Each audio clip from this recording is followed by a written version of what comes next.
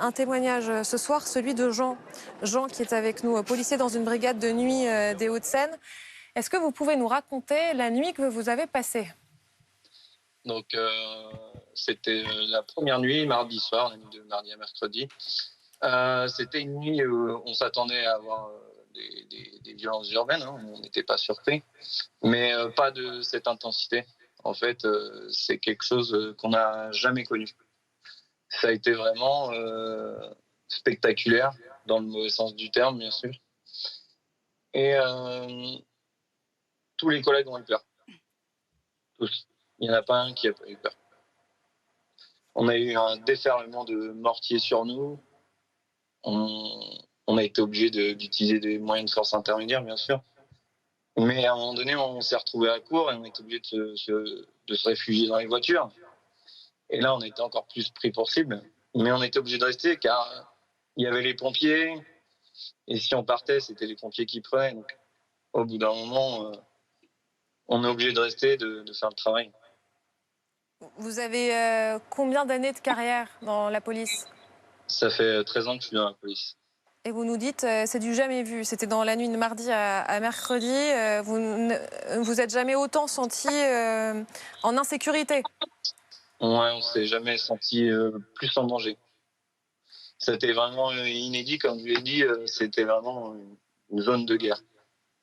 Et le matin, quand on a terminé, qu'on voit les voitures fumantes, les barricades encore enflammées, car les pompiers n'ont pas pu intervenir, on se sent vraiment dans un environnement de guerre.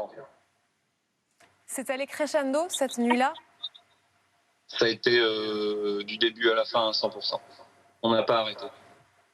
On allait de ville en ville et dès qu'on allait dans une ville, ça commençait dans l'autre. Et du coup, on n'avait pas plus de renfort que ça. Et je me souviens, à un moment, on s'est retrouvé à 3 contre 100, par exemple. Et que se passe-t-il à ce moment-là? Eh ben, on fait ce qu'on peut avec ce qu'on a et on a tenu, malgré tout. Mais c'était vraiment très difficile. Et qu'est-ce qui fait que vous tenez à 3 contre 100? Eh ben, il faut avoir du courage, comme tous les policiers l'ont actuellement. Et, on utilise des grenades et on tient, on attend les renforts. Alors, c'est parfois 5 minutes, hein, mais c'est 5 minutes qui sont très très longues quand vous êtes sur place. Est-ce que plusieurs des autres policiers qui étaient avec vous ont été blessés ce soir-là? On a tous été meurtris, on a des hématomes, voilà, mais tout va bien, on est rentré sain et sauf à la maison, tous, et ça, c'est le principal. Après, c'est sûr qu'on dort pas bien les jours qui suivent. Et quand vous regardez ceux qui sont face à vous, les émeutiers, est-ce que vous êtes frappé par leur jeune âge? Ouais, on s'attendait hein, à cela. C'est toujours plus ou moins la population jeune qui est dans les violences urbaines à chaque fois. Mais c'est vrai que c'est de plus en plus jeune, pardon. Et est-ce que vous vous interrogez sur les raisons de cette haine? On peut comprendre leur douleur, mais à ce point-là, je trouve que là, on va dans un excès qu'on ne comprend pas en fait. Aujourd'hui, le Haut-Commissariat des Nations Unies aux droits de l'homme demande à la France de s'attaquer aux problèmes de racisme et discrimination parmi les forces de l'ordre. Quand vous recevez cette nouvelle, vous vous dites quoi? Oh, ça me choque. Ça me choque énormément parce que je pense qu'on ne fait pas de distinguo par rapport aux gens en fait. Nous, on est là pour protéger la population de quelque couleur que ce soit ou de religion. On fait aucune différence. Mais ce que vous avez dit tout à l'heure, c'est que la racine de la colère, la raison de la colère après la mort du jeune Nel à 17 ans qui conduisait une voiture et qui a été tué parce que le policier lui a tiré dessus, cette colère-là, vous la comprenez? Bien sûr qu'on peut la comprendre. Après, on n'est pas obligé de s'exprimer comme ça en fait. Il y a la justice qui doit faire son travail. Après, pour l'instant, il est présumé suspect, mais il n'est pas encore condamné. Il est présumé innocent et il est suspect. Est-ce que dans cette nuit de mardi à mercredi, vous savez combien de personnes ont été interpellées et même ce qu'il se passe ensuite? Pour la nuit de mardi à mercredi, on n'a pas pu interpeller, on était vraiment en difficulté. Maintenant, je sais qu'il y a des renforts mobiles qui arrivent beaucoup plus et là, ça pourra permettre à beaucoup plus d'interpellations. Après, les suites judiciaires, nous, on ne les connaît pas, mais il faut que Vous ne les ce connaissez soit. pas, mais ça vous concerne aussi de savoir quelles sont les suites judiciaires. J'espère qu'il n'y aura pas un sentiment d'impunité. Vous espérez? J'espère. J'espère qu'il fera son travail. Mais est-ce que ça vous arrive, par exemple, parfois, de croiser une personne que vous avez interpellée peu de jours avant dans la rue? Oui, bien sûr. Ça arrive souvent ou pas? Régulièrement.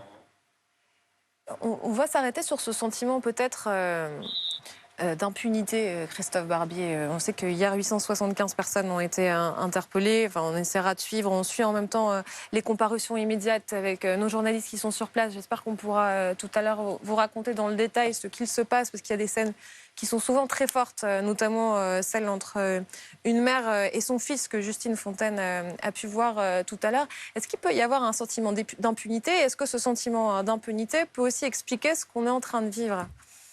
La relation entre la police et la jeunesse, notamment, elle est extrêmement complexe. Qu'il y ait des interpellations pour des petits actes de délinquance ou d'incivilité, c'est normal. Que ça ne mène pas directement à la prison, c'est normal aussi. Mais on voit bien cette chaîne de l'autorité, de la répression, de la sanction, elle s'est distendue, elle est devenue illisible. Illisible pour les citoyens qui regardent ça de loin, illisible pour les policiers qui en effet croisent sur le terrain ceux qu'ils ont interpellés quelques jours avant, et illisible aussi du coup pour cette jeunesse qui se dit « j'ai été arrêté, j'ai été gardé à vue, j'ai été convoqué, j'ai eu un rappel à la loi, finalement, il n'y a rien. Donc je peux le faire, je peux recommencer ».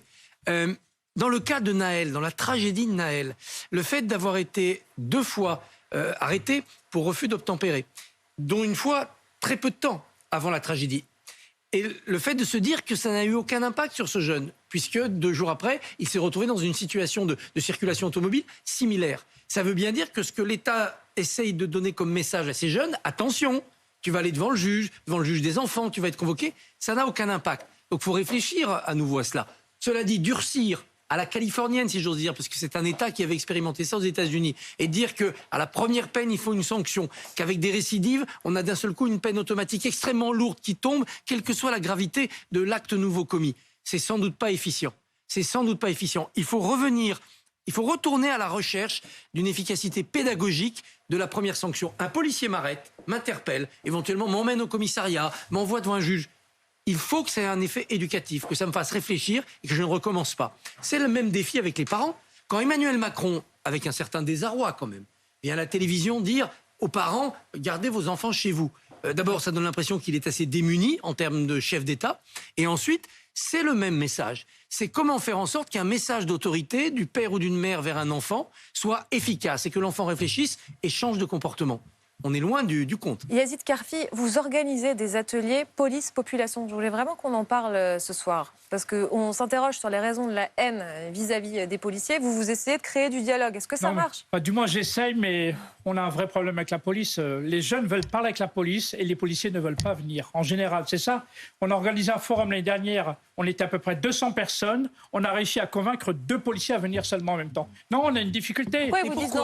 Les policiers ne veulent pas discuter avec ces jeunes qui les emmerdent. Ils disent comme ça, ils le disent comme ça en même temps. Ils veulent pas. Ils se remettent pas en cause. Ils acceptent pas à un moment donné. Donc, et les jeunes, à un moment donné, ils ont envie de dire des choses. Oui, on veut dire des choses, ce qui va pas être.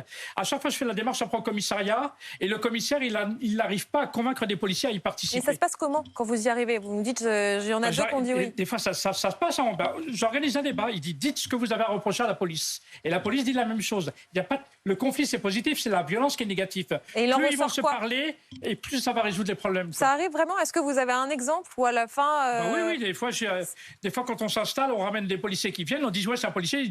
Les jeunes disent je parle pas à la police, mais en fin de compte, au bout d'un moment, il a dit dis ce qui va, ce qui va pas. Et les jeunes, ils sont contents parce qu'ils disent au moins on a dit ce qui va Jean, pas. Quoi. Pourquoi est-ce que si jamais on vous met en contact avec Yazid Karfi, est-ce que vous pourriez assister à des ateliers comme ça? Mais la vie de quartier, on est confronté tous les jours. On est tout le temps dans les quartiers, en fait. C'est pas pareil, ce dont on parle. Ces jeunes, ils peuvent venir nous voir quand ils veulent. Et quand non, mais justement. Vous voyez bien que c'est pas si évident que ça. Là, grâce à l'atelier qu'organise Yazid, la rencontre a vraiment lieu.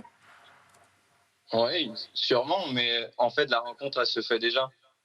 Mais elle est entre nous et le dialogue, il est déjà là, en fait. Il n'y a pas besoin de faire des conférences, de faire tout ça.